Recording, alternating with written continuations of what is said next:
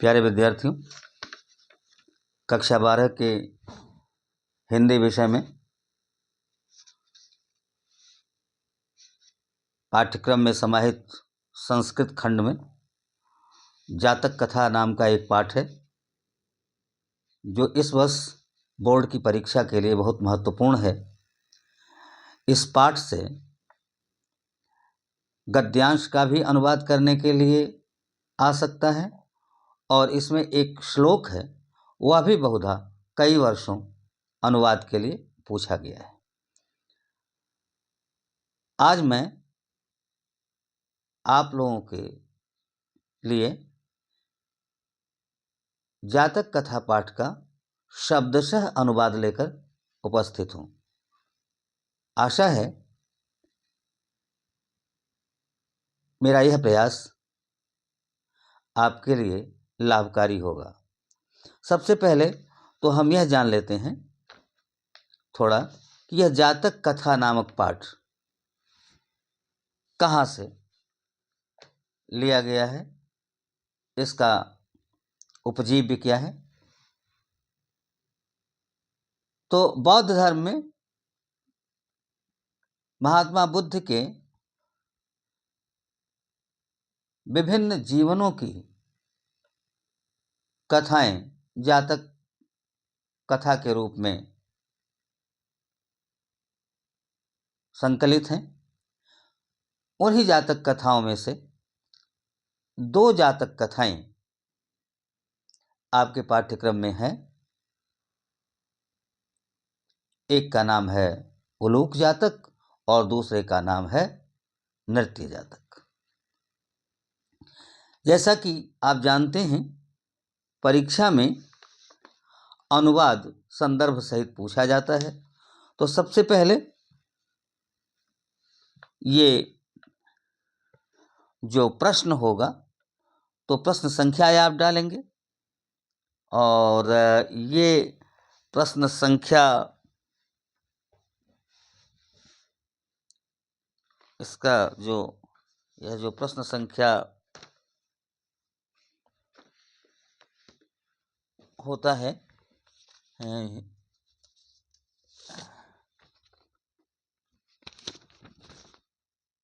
वो प्रश्न संख्या 8। तो प्रश्न संख्या 8 पहले आप डालेंगे। प्रश्न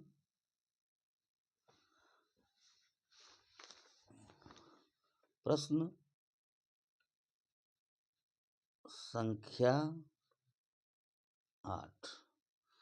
फिर आप संकेत लिखेंगे। संकेत लिखना बहुत जरूरी है, क्योंकि दो गद्यांश रहेंगे। तो संकेत लिखने से परीक्षक को आसानी होगी यह जानने में कि आपने किस गद्यांश का अनुवाद प्रस्तुत किया है।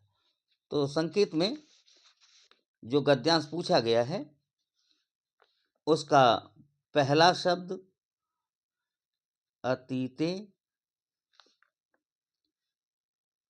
और दूसरा शब्द प्रथम कल्पे और फिर ... और फिर गद्यांश का अंतिम एक या दो शब्द इत्य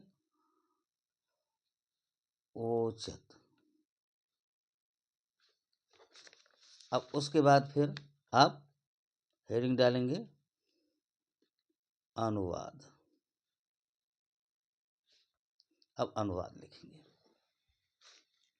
संदर्भ सहित अनुवाद करना रहेगा। तो इसलिए ध्यानपूर्वक इस बात को ध्यान लें। अब अनुवाद नहीं, अब इसके बाद संदर्भ लिखेंगे। देखिए, संदर्भ, पहले संदर्भ लिखेंगे तब फिर अनुवाद लिखेंगे। तो संदर्भ कैसे लिखेंगे? प्रस्तुत, ध्यानपूर्वक देखिए, इस शब्द में कोई हेरफेर नहीं होना चाहिए। प्रस्तुत संस्कृत गद्यांश हमारी हिंदी की पाठ्य पुस्तक के संस्कृत खंड में संकलित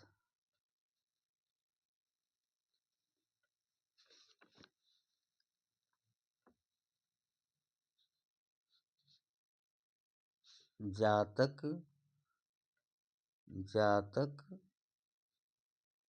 कथा नामक पाठ से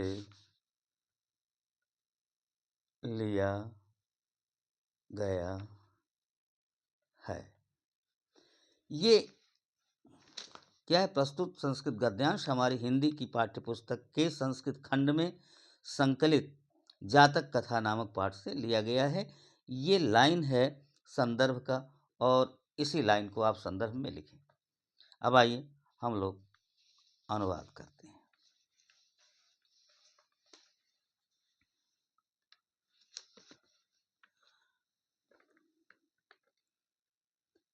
अतीते प्रथम कल्पे, प्राचीन काल में प्रथम युग में या प्राचीन काल के प्रथम युग में जनाः मनुष्यों ने एकम अभिरूपम, जनाः मनुष्यों ने एकम अभिरूपम, एक ज्ञानी, एकम अभिरूपम, एक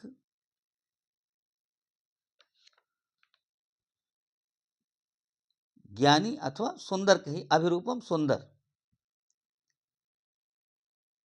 प्राचीन काल के प्रथम युग में मनुष्यों ने एक सुंदर और सौभाग्यशाली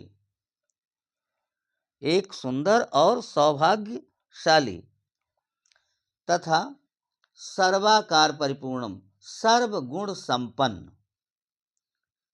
सर्वाकार परिपूर्णम, सर्वगुण संपन्न पुरुषं, पुरुष को राजानम अकुर्वन, राजा किया या राजा बनाया। चतुष्पदा अपि सन्निपत्य एकम सिंहम राजानम अकुर्वन, चतुष्पदा पशुओं ने भी एकत्र होकर, सन्निपत्य एकत्र होकर, इकट्ठा होकर, एकं सिंहं राजानम अकुर्वन, एक शेर को राजा बनाया। ततः शकुनिगणाः हिमवत्प्रदेशे एकस्मिन् पाषाणे सन्निपत्य, उसके बाद शकुनिगणा, शकुनि माने पक्षी होता है, पक्षी समूह ने या पक्षियों ने हिमवत हिमालय प्रदेश के एकस्मिन एक पाषाणे चट्टान पर, पहाड़ी पर, एक चट्टान पर सन्निपत्य एकत्र होकर मनुष्येषु राजा प्रज्ञायते, मनुष्यों में राजा जाना जाता है या राजा होता है। मनुष्यों में राजा जाना जाता है या राजा होता है। तथा चतुष्पदेषु च, और पशुओं में भी।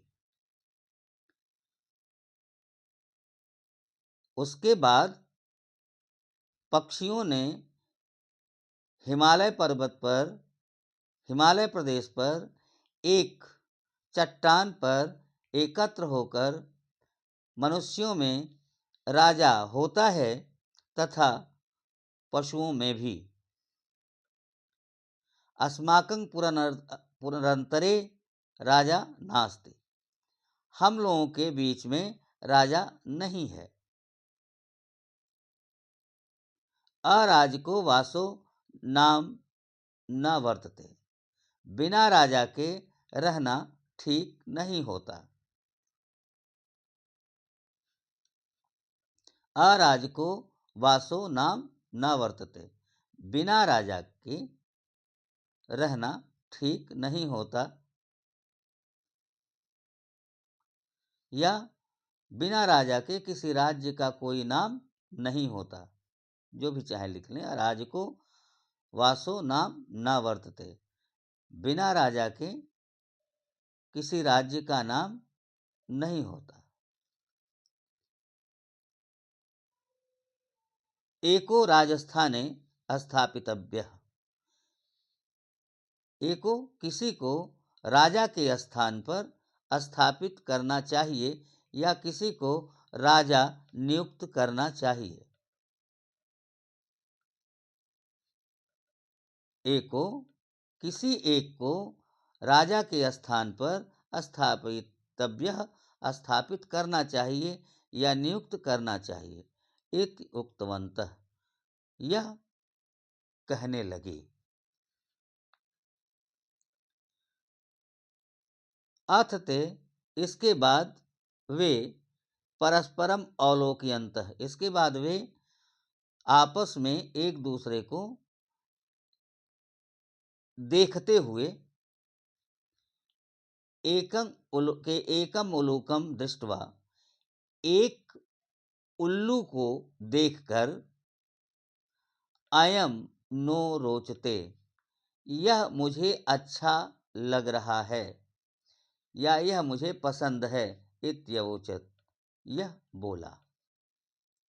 एकम एक ने उल्लूक को देखकर, एक पक्षी ने उल्लू को देखकर, अयं नो रोचते, यह हमें अच्छा लगता है, इत्यवोचत, ऐसा कहा। इति अओचत, ऐसा कहा।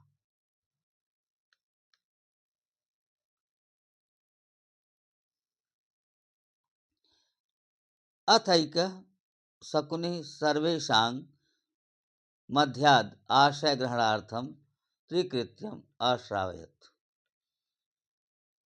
इसके बाद एक पक्षी सबके बीच में यह आशय ग्रहण करने के लिए या यह समझाने के लिए त्रिकृत्यं 3 बार अश्रावयत, इसे सुनाया। इसके बाद एक पक्षी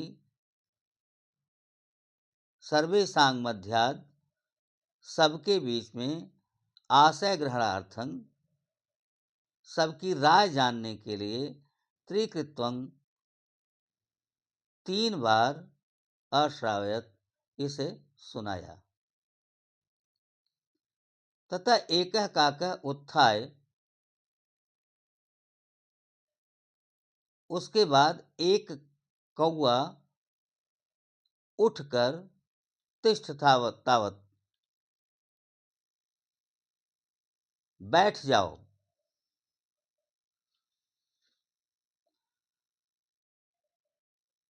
अस्य एतस्मिन् राज्याभिषेक काले, इसका इस समय राज्याभिषेक के समय, एवं रूपं मुखम, इस रूप का मुख है, तो यह तो जोड़ लीजिए, तो क्रुद्धस्य च कीदृशं भविष्यति, तो क्रोधित होने पर कैसा होगा। तो क्रुद्धस्य च कीदृशं भविष्यति, तो क्रोधित होने पर कैसा होगा। अनेन ही क्रुद्धेन अवलोकिता वयं तप्तकटाहे प्रक्षिप्तास्तिला इव तत्र तत्रैव भङ्क्ष्यामः।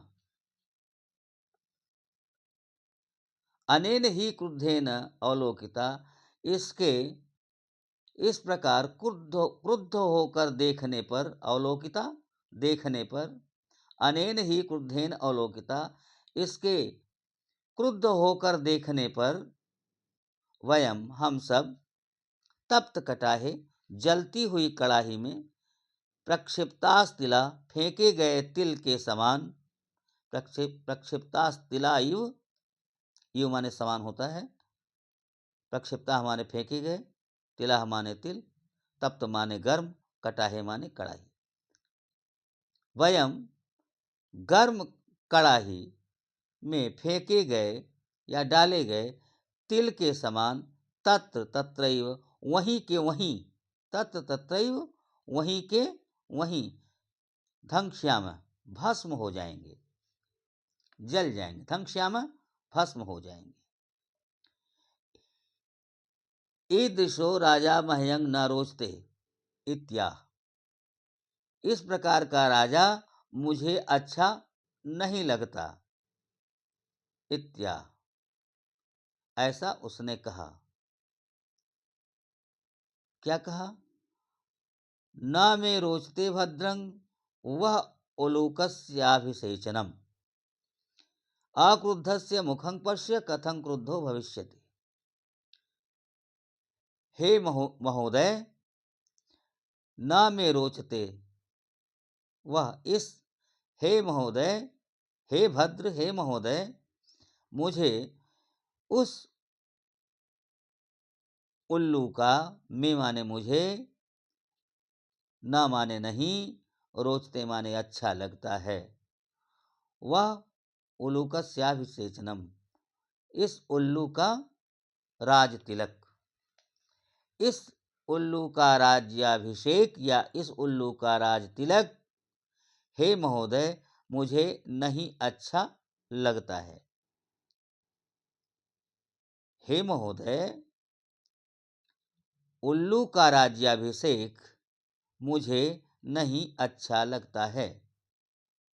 अक्रुद्धस्य मुखं पश्य, बिना क्रोध के ही इसके मुख को देखिए, कथं क्रुद्धो भविष्यति, क्रोधित होने पर कैसा हो जाएगा।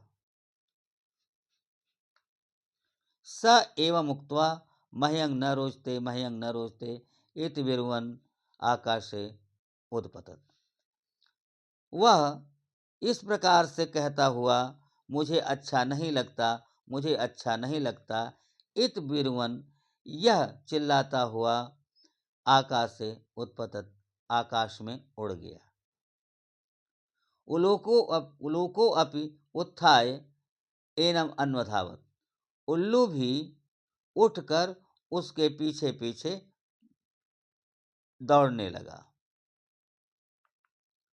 अन्वधावत पीछे पीछे भागने लगा। तत् आरभ्य तौ अन्योन्य वैरिणो जातो, अन्योन्य वैरिणव जातो, उसके बाद से ही, तब से आरभ्य तब से लेकर दोनों में परस्पर शत्रुता पैदा हो गई।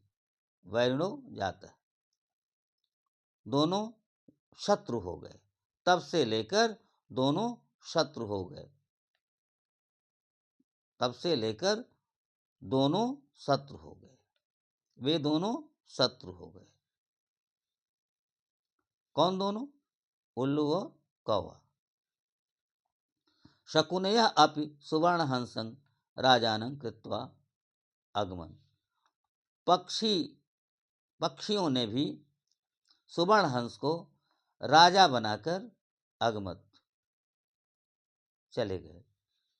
पक्षी भी सुवर्णहंस को राजा बनाकर चले गए।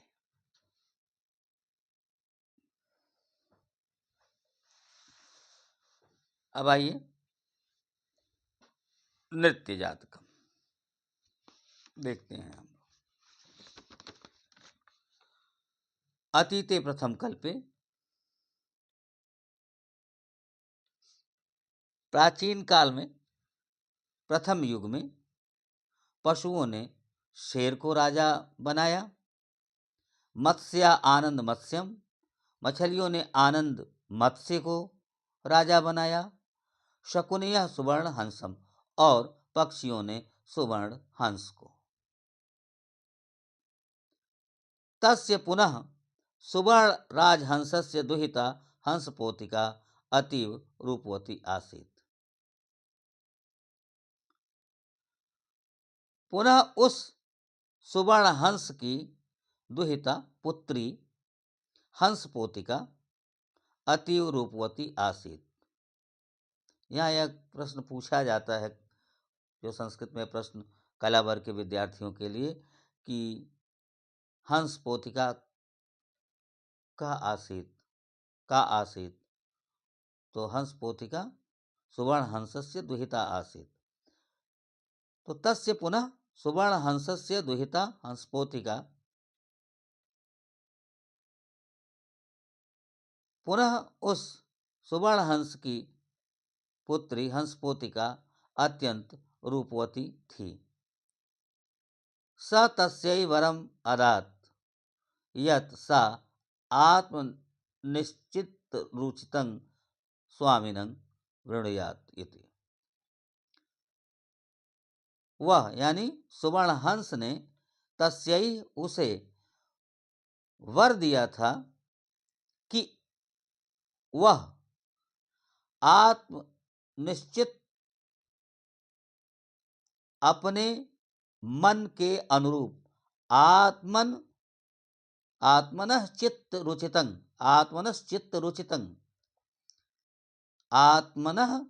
रुचितं अपने मन के अनुरूप स्वामिनं पति वृणयात चुन ले।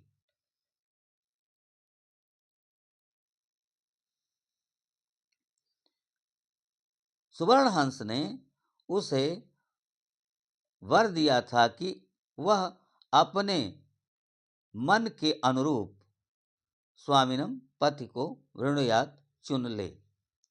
हंसराज तस्यै वरं दत्वा हेमवती शकुनि संगे सन्निपतत। हंसराज उसे वरदान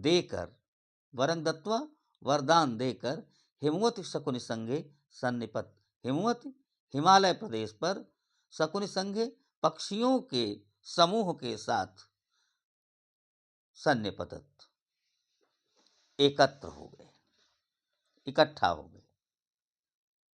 नाना प्रकारा हंस मयूरादयः शकुनिगणाः समागत्य एकस्मिन् महत् पाषाणतले सन्निपतत। अनेक प्रकार के हंस, मोर इत्यादि पक्षियों के समूह समागत्य आकर के एक बड़े से पर्वत खंड पर सन्निपतत, एकत्र हो गए। सन्निपतन, एकत्र हो गए। हंसराज आत्मनः चित्तरुचितं स्वामिकम् आगत्य वृणुयात इति दुहितरम आदिदेश। हंसराज ने अपने मन के अनुरूप पति को आकर चुन ले, ऐसा दुहितरम पुत्री को आदेश दिया।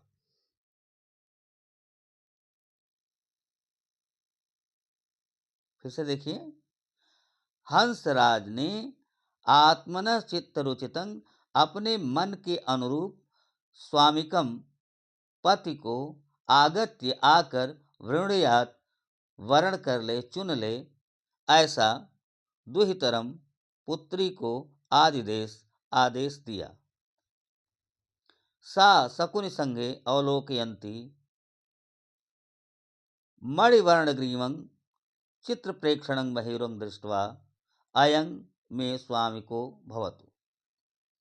वह पक्षियों के समूह में अवलोकयन्ती देखती हुई मणिवर्णग्रीव, मणि के रंग के गर्दन वाले चित्रप्रेक्षणं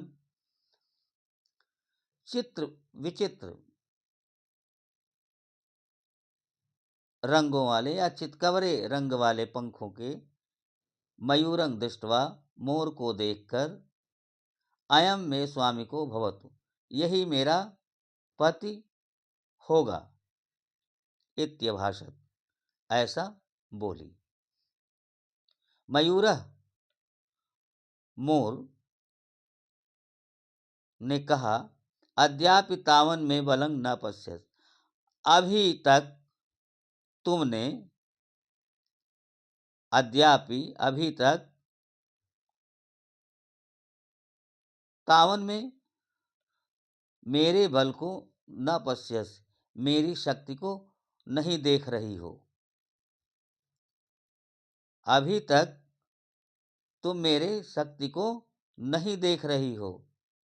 इति अतिगर्वेण लज्जांच त्यक्त्वा, इस प्रकार अत्यंत अहंकार से लज्जा को त्याग कर, लज्जांच त्यक्त्वा, लज्जा को त्याग कर, तावन महतः शकुनि संघस्य मध्य, उस बड़े पक्षियों के समूह में पक्षौ प्रसार्य, पंखों को फैलाकर, नर्तिम आरब्धवान, नाचना प्रारंभ कर दिया। नर्तुम आरब्धवान, नाचना प्रारंभ कर दिया। नृत्यन चा प्रतिच्छन्नो अभूत, नाचते हुए, नृत्यन नाचते हुए और नाचते हुए प्रतिच्छन्नो अभूत, प्रतिच्छन्नो नंगा, नग्न, और नाचते हुए नग्न हो गया। सुवर्ण राजहंस लज्जितः, सुवर्ण राजहंस अत्यंत लज्जित हो गए और बोले, अस्य नैव ह्री अस्ति, इसमें न एव नहीं है, ह्री संकोच अस्ति, इसमें संकोच नहीं है। न वरहाणं समुत्थाने लज्जा, और न ही पंख, वरहाणं माने पंख, न ही पंखों को उठाने में लज्जा है। नास्मयी गतत्रपाय, गतत्रपाय निर्लज्ज, अस्मयी इस, न, इस, अस्मयी इस, गतत्रपाय निर्लज्ज को दुहितरम न दास्यामि, नहीं दूंगा। स्वदुहितरम, अपनी पुत्री को, न दास्यामि, ऐसे निर्लज्ज को अपनी पुत्री नहीं दूंगा। इत्यकथयत, यह बोला या यह बोले। सुवर्ण राजहंस लज्जित होकर, अस्य नैव ह्री अस्ति, इसमें संकोच नहीं है, और न ही वरहाणाम समुत्थाने लज्जा, और न पंखों को उठाने में लज्जा है। अस्मै गतत्रपाय स्वदुहितरं न दास्यामि, ऐसे निर्लज्ज को अपनी पुत्री नहीं दूंगा। इत्यकथयत, यह बोले। हंसराज तदैव परिशन मध्ये आत्मनः भाग्नेय हंसपोतकाय दुहितरम अददात। हंसराज तदैव परिशन मध्ये, उसी पक्षियों के समूह के बीच, अपने भाग्ने, भांजे को, हंसपोतका, अपने भांजे हंसपोतक को, दुहितरम अददात, अपनी पुत्री को दे दिया। दुहितरम अददात, दुहितरम अददात, दुहितरम अददात, अपनी पुत्री को दे दिया। किसको दे दिया? हंसपोतक को। हंसपोतक हंसराज का कौन था? भाग्नेय था, भांजा था। मयूरो हंसपोतिकाम अप्राप्य लज्जितः, मोर हंसपोतिका को न प्राप्त करके लज्जित हो गया। तस्मात् स्थानात् पलायितः, लज्जित होकर उस स्थान से पलायितः, भाग गया। मयूरो, मोर भी हंसपोतिका अप्राप्य, हंसपोतिका को न पाते हुए, न पाकर, लज्जित होकर, तस्मात् उस स्थानात् स्थान से, पलायितः भाग गया। हंसराजो अपि हृष्टमानसः स्वगृहम् अगच्छत्। हंसराज भी प्रसन्न मन से अपने घर अगच्छत् चले गए। ये अनुवाद है और इस अनुवाद को ध्यानपूर्वक बार बार पढ़िए और इस वर्ष यह अनुवाद महत्वपूर्ण है। आशा है मेरा यह प्रयास आप लोगों के लिए लाभकारी होगा। आप इसे बार बार सुनें, बार बार देखें, बार बार पढ़ें और साथ ही साथ एक काम और करें। आप पढ़ें इसको तो जितनी बार पढ़ें उतनी बार लाइक करें। लाइक करें तो उससे पता लगेगा कि आप पढ़ रहे हैं इसको। कौन कौन पढ़ रहा है यह मुझे पता लगेगा। और जब आप लाइक करते, मान लीजिए आप पढ़ रहे हैं लेकिन लाइक नहीं कर रहे हैं, तो उससे यह पता नहीं लग रहा है कि किसने पढ़ा और किसने नहीं पढ़ा। तो इसलिए लाइक करें और अगर ज़रूरी समझें तो अपने साथियों को इसे शेयर भी कर दें और साथ ही साथ ये कमेंट करें कि आपको क्या समझ में आया, क्या नहीं आया और क्या और आपको समझना है, कहाँ कठिनाई आ रही है। मैंने पढ़ा तो दिया, तो आपको समझने में कहाँ कठिनाई आई, ये आपको हमें बताना होगा। और जो कमेंट बॉक्स है उसमें आप कमेंट करें, वो कमेंट के लिए ही होता है। आप तैयारी करें और हिंदी में अच्छा अंक प्राप्त करें।